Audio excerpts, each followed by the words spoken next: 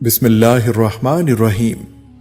السلام علیکم ورحمۃ اللہ وبرکاتہ۔ درویش ٹی وی کے معزز خواتین و حضرات، فرعون کی ہلاکت کے بعد بنی اسرائیل اس کے پنجے سے آزاد ہو کر سب ایمان لے آئے، اور حضرت موسیٰ علیہ السلام کو خداوند کریم کا یہ حکم ہوا کہ وہ 40 راتوں کا کوہ طور پر اعتکاف کریں اور اس کے بعد انہیں کتاب تورات دی جائے گی۔ چنانچہ حضرت موسیٰ علیہ السلام کوہ طور پر چلے گئے اور بنی اسرائیل کو اپنے بھائی حضرت ہارون علیہ السلام کے سپرد کر دیا۔ آپ 40 دن تک دن بھر روزہ دار رہ کر ساری رات عبادت میں مشغول رہتے، اور ادھر سامری کو بنی اسرائیل کو گمراہ کرنے کا موقع مل گیا۔ بنی اسرائیل میں ایک شخص تھا جس کا نام سامری تھا، جو طبعی طور پر نہایت گمراہ کن آدمی تھا۔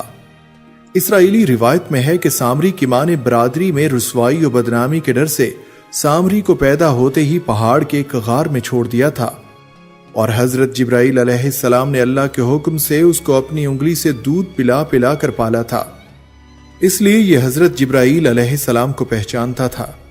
اس کا پورا نام موسیٰ سامری ہے، اور حضرت موسیٰ علیہ السلام کا نام بھی موسیٰ ہے۔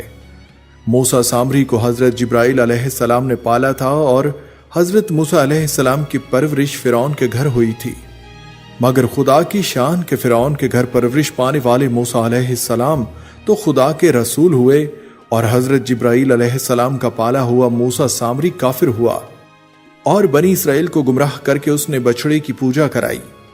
اس بارے میں کسی عارف نے کیا خوب کہا ہے، یعنی جب کوئی آدمی ازل ہی سے نیک بخت نہیں ہوتا تو وہ بھی نامراد ہوتا ہے، اور اس کی پرورش کرنے والے کی کوشش بھی ناکام اور نامراد ہوتی ہے۔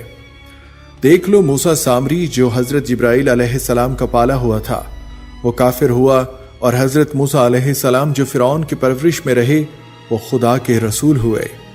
اس کا راز یہی ہے کہ موسیٰ سامری ازلی شقی اور پیدائشی بدبخت تھا، تو حضرت جبرائیل علیہ السلام کی تربیت اور پرورش نے اس کو کچھ بھی نفع نہ دیا، اور وہ کافر کا کافر ہی رہ گیا۔ اور حضرت موسیٰ علیہ السلام چونکہ ازلی سعید اور نیک بخت تھے، اس لیے فرعون جیسے کافر کی پرورش سے بھی ان کو کوئی نقصان نہیں پہنچا۔ جن دنوں حضرت موسیٰ علیہ السلام کوہ طور پر معتکف تھے، سامری نے آپ کی غیر موجودگی کو غنیمت جانا اور یہ فتنہ برپا کر دیا کہ اس نے بنی اسرائیل کے سونے چاندی کے زیورات کو مانگ کر پگھلایا اور اسے ایک بچڑا بنایا، اور حضرت جبرائیل علیہ السلام کے گھوڑے کے قدموں کی خاک جو اس کے پاس محفوظ تھی، اس نے وہ خاک بچڑے کے منہ میں ڈال دی تو وہ بچڑا بولنے لگ گیا۔ پھر سامری نے مجمع عام میں یہ تقریر شروع کر دی کہ اے بنی اسرائیل، حضرت موسیٰ علیہ السلام خدا سے باتیں کرنے کے لیے کوہ طور پر تشریف لے گئے ہیں، لیکن خدا تو ہم لوگوں کے پاس آ گیا ہے، اور بچڑے کی طرف اشارہ کر کے بولا کہ یہی خدا ہے۔ سامری نے ایسی گمراہ کن تقریر کی کہ بنی اسرائیل کو بچڑے کے خدا ہونے کا یقین آ گیا، اور وہ بچڑے کو پوجنے لگے، اور 12,000 آدمیوں کے سوا ساری قوم نے چاندی سونے کے بچڑے کو بولتا دیکھ کر اس کو خدا مان لیا، اور اس کے آگے سر بسجود ہو کر اس بچڑے کو پوجنے لگے۔ چنانچہ خداوند قدوس کا ارشاد ہے کہ اور موسیٰ کے بعد اس کی قوم اپنے زیوروں سے ایک بچڑا بنا بیٹھی ہے، بے جان کا دھڑ تھا، وہ گائے کی طرح آواز کرتا۔ جب 40 دنوں کے بعد حضرت موسیٰ علیہ السلام خدا سے ہم کلام ہو کر اور تورات شریف ساتھ لے کر بستی میں تشریف لائے اور قوم کو بچڑا پوجتے ہوئے دیکھا تو آپ پر بے حد غضب و جلال طاری ہو گیا۔ آپ نے جوش غضب میں اپنے بھائی حضرت ہارون علیہ السلام کی داڑھی اور سر کے بال پکڑ کر گھسیٹنا اور مارنا شروع کر دیا، اور فرمانے لگے کہ کیوں تم نے ان لوگوں کو اس کام سے نہیں روکا؟ حضرت ہارون علیہ السلام معذرت کرنے لگے، جیسا کہ قرآن مجید میں ہے کہ کہا اے میری ماں جائے، قوم نے مجھے کمزور سمجھا اور قریب تھا کہ مجھے مار ڈالے، تو مجھ پر دشمنوں کو نہ ہنسا اور مجھے ظالموں میں نہ ملا۔ حضرت ہارون علیہ السلام کی معذرت سن کر حضرت موسیٰ علیہ السلام کا غصہ ٹھنڈا پڑ گیا۔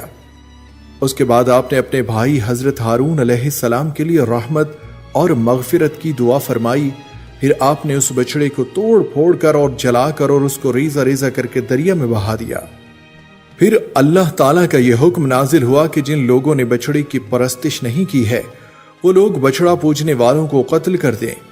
چنانچہ سامری سمیت 70,000 بچڑے کی پوجا کرنے والے قتل ہو گئے۔ اس کے بعد یہ حکم نازل ہوا کہ حضرت موسیٰ علیہ السلام 70 آدمیوں کو منتخب کر کے کوہ طور پر لے جائیں اور یہ سب لوگ بچڑا پوجنے والوں کی طرف سے معذرت طلب کرتے ہوئے یہ دعا مانگیں کہ بچڑا پوجنے والوں کے گناہ معاف ہو جائیں۔ چنانچہ حضرت موسیٰ علیہ السلام نے چن چن کر اچھے 70 آدمیوں کو ساتھ لیا اور کوہ طور پر تشریف لے گئے۔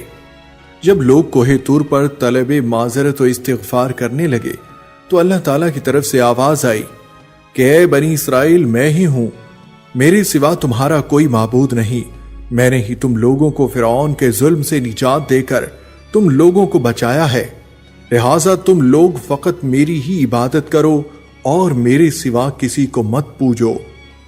اللہ تعالیٰ کا یہ کلام سن کر یہ 70 آدمی ایک زبان ہو کر کہنے لگے کہ اے موسیٰ، ہم ہرگز آپ کی بات نہیں مانیں گے جب تک ہم اللہ تعالیٰ کو اپنے سامنے نہ دیکھ لیں۔ یہ 70 آدمی اپنی ضد پر بالکل اڑ گئے کہ ہم کو آپ خدا کا دیدار کرائیے، ورنہ ہم ہرگز نہیں مانیں گے کہ خداوند عالم نے یہ فرمایا ہے۔ حضرت موسیٰ علیہ السلام نے ان لوگوں کو بہت سمجھایا، مگر یہ شریر و سرکش لوگ اپنے مطالبے پر اڑے رہے، یہاں تک کہ اللہ تعالیٰ نے اپنے غضب و جلال کا اظہار اس طرح فرمایا اور یہ 70 آدمی مر گئے۔ پھر حضرت موسیٰ علیہ السلام نے خداوند عالم سے کچھ گفتگو کی اور ان لوگوں کے لیے زندہ ہو جانے کی دعا مانگی، تو یہ لوگ پھر سے زندہ ہو گئے۔ اس پورے واقعے کا ذکر قرآن پاک میں بھی کیا گیا ہے۔ ارشاد باری تعالیٰ ہے، اور اے موسیٰ، تم نے اپنی قوم سے آگے چلے آنے میں جلدی کیوں کی؟ کہا وہ میرے پیچھے آ رہے ہیں، اور اے پروردگار، میں نے تیری طرف آنے کی جلدی اس لیے کی کہ تو خوش ہو۔ فرمایا کہ ہم نے تمہاری قوم کو تمہارے بعد آزمائش میں ڈال دیا ہے، اور سامری نے ان کو بہکا دیا ہے۔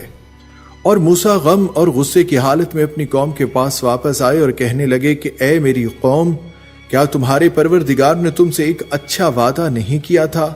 کیا میری جدائی کی مدت تمہیں دراز معلوم ہوئی، یا تم نے چاہا کہ تم پر تمہارے پروردگار کی طرف سے غضب نازل ہو، اور اس لیے تم نے مجھ سے جو وعدہ کیا تھا اس کے خلاف کیا؟ وہ کہنے لگے کہ ہم نے اپنے اختیار سے تم سے کوئی وعدہ خلافی نہیں کی، بلکہ ہم لوگوں کے زیوروں کا بوجھ اٹھائے ہوئے تھے، پھر ہم نے ان کو آگ میں ڈال دیا اور اسی طرح سامری نے ڈال دیا، تو اس نے ان کے لیے ایک بچڑا بنا دیا جس کی آواز گائے کی سی تھی۔ تب لوگ کہنے لگے کہ یہی تمہارا معبود ہے اور موسیٰ کا بھی معبود ہے، مگر وہ بھول گئے ہیں۔ کیا یہ لوگ نہیں دیکھتے کہ وہ ان کی کسی بات کا جواب نہیں دیتا اور نہ ان کے نقصان اور نفع کا کچھ اختیار رکھتا ہے؟ اور ہارون نے ان سے پہلے ہی کہہ دیا تھا کہ لوگوں، اس سے صرف تمہاری آزمائش کی گئی ہے، اور تمہارا پروردگار تو اللہ ہے، سو میری پیروی کرو اور میرا کہا مانو۔ وہ کہنے لگے جب تک موسیٰ ہمارے پاس واپس نہ آئے تو ہم اسی کی پوجا پر قائم رہیں گے۔ پھر موسیٰ نے ہارون سے کہا کہ ہارون، جب تم نے دیکھا کہ یہ گمراہ ہو رہے ہیں تو تم کو اس بات سے کس چیز نے روکا کہ تم میرے پیچھے نہ آئے؟ بھلا تم نے میرے حکم کے خلاف کیوں کیا؟ کہنے لگے کہ بھائی، میری داڑھی اور سر کو نہ پکڑیے، میں تو اس سے ڈرا کہ آپ یہ نہ کہیں کہ تم نے بنی اسرائیل میں تفرقہ ڈال دیا اور میری بات کو ملحوظ نہ رکھا۔ پھر سامری سے کہنے لگے کہ سامری، تیرا کیا معاملہ ہے؟ اس نے کہا میں نے ایسی چیز دیکھی ہے جو اوروں نے نہ دیکھی، بس میں نے فرشتے کے نقش پا سے مٹی کی ایک مٹھی بھری، پھر اس کو بچڑے کے اقالب میں ڈال دیا اور مجھے میرے جی نے اس کام کو اچھا ظاہر کیا۔ موسیٰ نے کہا جا، تجھ کو دنیا کی زندگی میں یہ سزا ہے کہ کہتا رہے کہ مجھے ہاتھ نہ لگانا، اور تیرے لیے ایک اور وعدہ ہے، یعنی عذاب کا جو تجھ سے ٹل نہ سکے گا، اور جس معبود کی پوجا پر تو معتکف تھا اس کو دیکھ، ہم اسے جلا دیں گے، پھر اس کی راکھ کو اڑا کر دریا میں پھینک دیں گے۔ تمہارا معبود اللہ ہی ہے جس کے سوا کوئی معبود نہیں، اسی کا علم ہر چیز پر محیط ہے۔ دعا ہے کہ اللہ تعالی ہمیں شرک سے بچائے اور صرف اللہ کی عبادت کرنے کی توفیق عطا فرمائے۔ السلام علیکم ورحمۃ اللہ وبرکاتہ۔